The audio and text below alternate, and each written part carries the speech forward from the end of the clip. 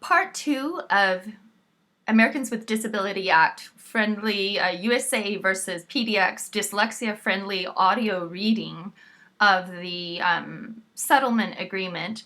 That was 12/17/12, and I published on scribd.com. I'm beginning at page 5 of 77, Roman numeral 1, general provisions. And thanks to Laura Elena Veron Vizcarra Vandelin for requesting Rosenbaum and Watson, the Chicago academic consultants, to consider implementing a dyslexia-friendly format for the settlement agreement, greater public understanding in compliance with the ADA. And they have blamed the city of Portland for their failure to respect those ADA requests. And so I'm doing a test reading. This is part 2. General provisions. The United States has filed a complaint in the Federal District Court for the District of Oregon in Portland, Oregon, asserting that the city has engaged in a pattern and practice of constitutional violations pursuant to the authority granted to the United States Department of Justice under 42 U.S.C. 141-41 to seek declaratory or equitable relief to remedy a pattern or practice of conduct by law enforcement officials that deprives individuals of rights, privileges, or immunities secured by the Constitution or federal law. The city expressly denies that the allegations of the complaint are true. The parties agree that nothing in this agreement shall be construed as an admission of wrongdoing by the city or evidence of liability under any federal, state, or municipal law. Upon execution of this agreement by both parties, the United States agrees to conditionally dismiss the complaint it filed with prejudice, subject to the court retaining jurisdiction to enforce the agreement, followed by final dismissal with prejudice upon performance of this agreement. Page 6. Number 3, that this agreement shall constitute the entire integrated agreement of the parties. No prior drafts or prior or contemporaneous communications, oral or written, shall be relevant or admissible for purposes of determining the meaning of any provisions herein in any litigation or any other proceeding.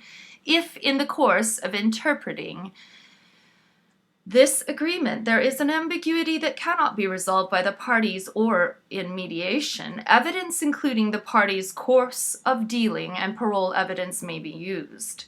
Number 4, this agreement is binding upon all parties hereto by and through their officials, agents, employees, and successors.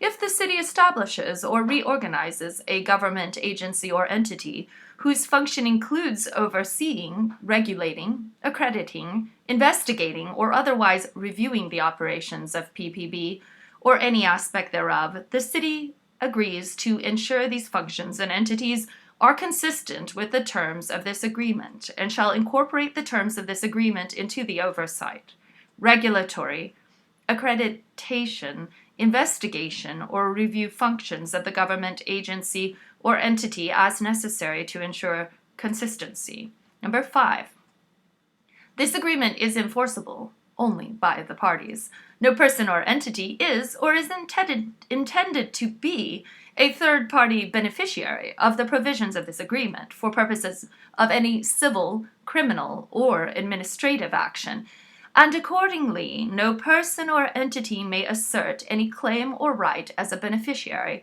or protected class under this agreement.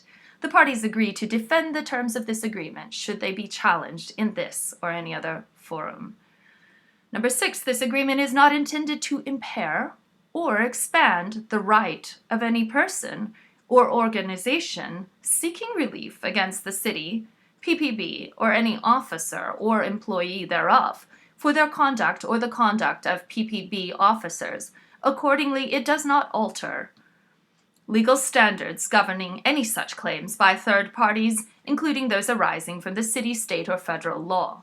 This agreement does not expand, nor will be construed to expand, access to any city, PPB, or DOJ document, except as expressly provided by this agreement, by persons or entities other than the DOJ, the city, and PPB.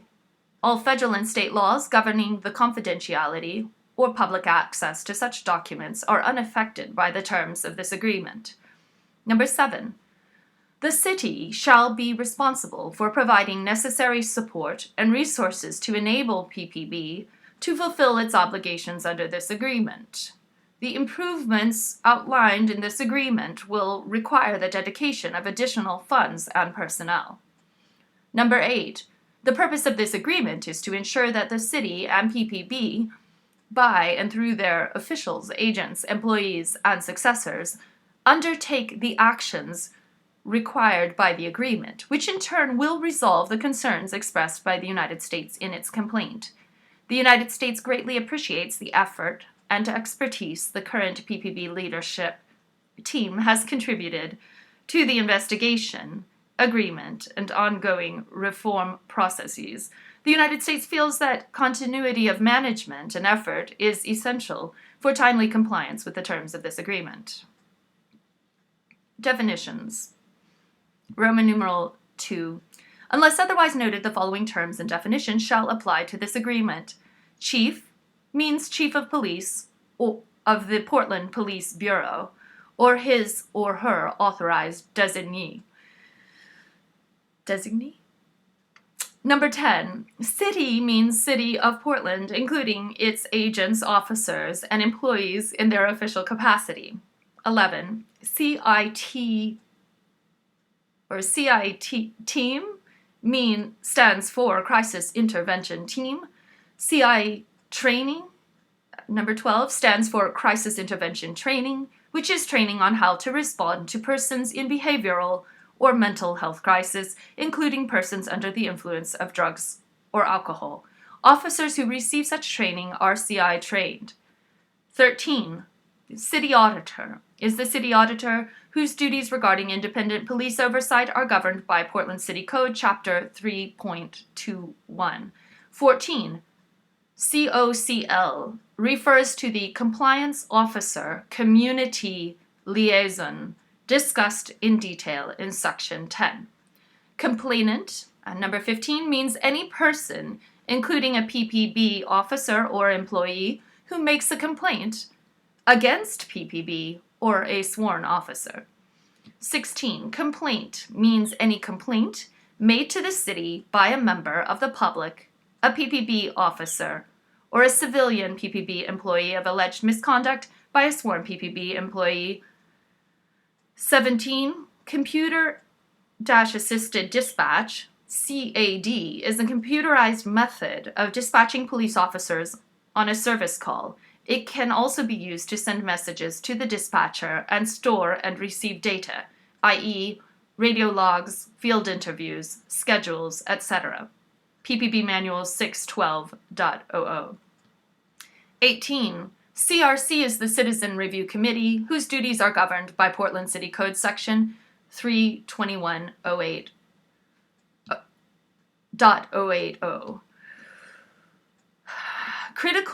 Number 19, critical firearm discharge means each discharge of a firearm by a PPB officer. This term includes discharges at persons where no one is struck. This term is not intended to include discharges at the range or in training, or negligent discharges not intended as an application of force, which are still subject to administrative investigation.